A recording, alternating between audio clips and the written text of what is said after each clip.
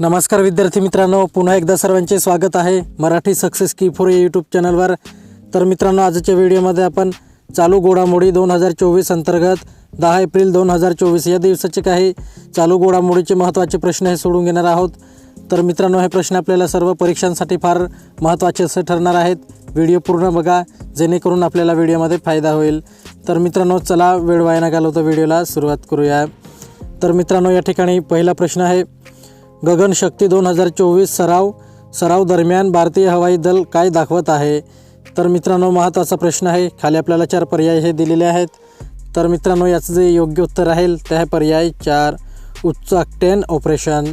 पुढचा प्रश्न आहे प्रश्न क्रमांक 2, FY24 मध्ये भारतासाठी जागतिक बँकेचा अंदाजे GDP वाढ किती आहे? तर मित्रांनो, याचं जे योग्य उत्तर राहील ते आहे पर्याय 1, 7.5%। पुढचा प्रश्न आहे प्रश्न क्रमांक 3, विनाशकारी दुष्काळामुळे कोणत्या देशाने आपत्ती घोषित केली आहे? तर मित्रांनो, याचं जे योग्य उत्तर राहील ते आहे पर्याय 2, झिम्बाब्वे। प्रश्न क्रमांक 4 आहे, FY24 मध्ये UPI द्वारे प्रक्रिया केलेल्या व्यवहारांचे एकूण मूल्य किती होते? तर मित्रांनो, याचं जे योग्य उत्तर राहील ते आहे पर्याय 2, 199 लाख कोटी। पुढचा प्रश्न आहे प्रश्न क्रमांक 5, प्रेस इन्फॉर्मेशन ब्युरोचे प्रधान महासंचालक म्हणून कोणी पदभार स्वीकारला आहे? तर मित्रांनो, याचं जे योग्य उत्तर राहील ते आहे पर्याय 3, शेफली बी शरण। पुढचा प्रश्न आहे प्रश्न क्रमांक 6, आर्थिक वर्ष 2023-24 मध्ये भारताच्या संरक्षण निर्यातीत किती टक्के वाढ झाली आहे? तर मित्रांनो, याचं जे योग्य उत्तर राहील ते आहे पर्याय 4, 32.5%। पुढचा प्रश्न आहे प्रश्न क्रमांक 7, उत्तर प्रदेशातील कोणते शहर इमारतीचे शहर म्हणून ओळखले जाते? तर मित्रांनो, याचं जे योग्य उत्तर राहील ते आहे पर्याय 3, जौनपूर। पुढचा प्रश्न आहे प्रश्न क्रमांक 8, भारतात लिथियम आयन सेल निर्मितीसाठी पॅनासोनिक सोबत कोणत्या संस्थेने भागीदारी केली आहे? तर मित्रांनो, याचं जे योग्य उत्तर राहील ते आहे पर्याय 1, इंडियन ऑइल कॉर्पोरेशन लिमिटेड। प्रश्न क्रमांक 9 आहे, भारतीय तटरक्षक जहाज समुद्र पहारेदारने आपल्या आसियान मिशन दरम्यान कोणत्या देशाला भेट दिली आहे? तर मित्रांनो, याचं जे योग्य उत्तर राहील ते आहे पर्याय 3, व्हिएतनाम।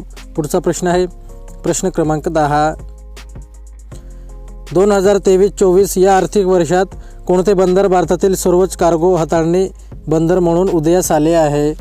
तर मित्रांनो, याचं जे योग्य उत्तर राहील ते आहे पर्याय 4, पारादीप बंदर।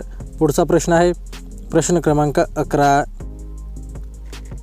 फ्युजन अणुभट्टीमध्ये प्लाइमा तापमान टिकून ठेवण्याचा नवा विक्रम कोणत्या देशातील शास्त्रज्ञांनी साधला आहे? तर मित्रांनो, याचं जे योग्य उत्तर राहील ते आहे पर्याय 2, दक्षिण कोरिया। प्रश्न क्रमांक 12 आहे, कर्करोगासाठी भारतातील पहिली घरगुती जीन थेरपी कोठे सुरू करण्यात आली आहे? तर मित्रांनो, याचं जे योग्य उत्तर राहील ते आहे पर्याय 4, IIT बॉम्बे। पुढचा प्रश्न आहे प्रश्न क्रमांक 13, जिओग्राफिकल इंडिकेशन GI टॅग मिळवण्यात कोणते राज्य आघाडीवर आहे? तर मित्रांनो, याचं जे योग्य उत्तर राहील ते आहे पर्याय 1, उत्तर प्रदेश। पुढचा प्रश्न आहे प्रश्न क्रमांक 14, भारतातील अक्षय ऊर्जा क्षेत्रात कोणत्या कंपनीने 10,000 मेगावॉट ऑपरेटिंग पोर्टफोलिओ ओलांडला आहे? तर मित्रांनो, याचं जे योग्य उत्तर राहील ते आहे पर्याय 4, अदानी ग्रीन एनर्जी।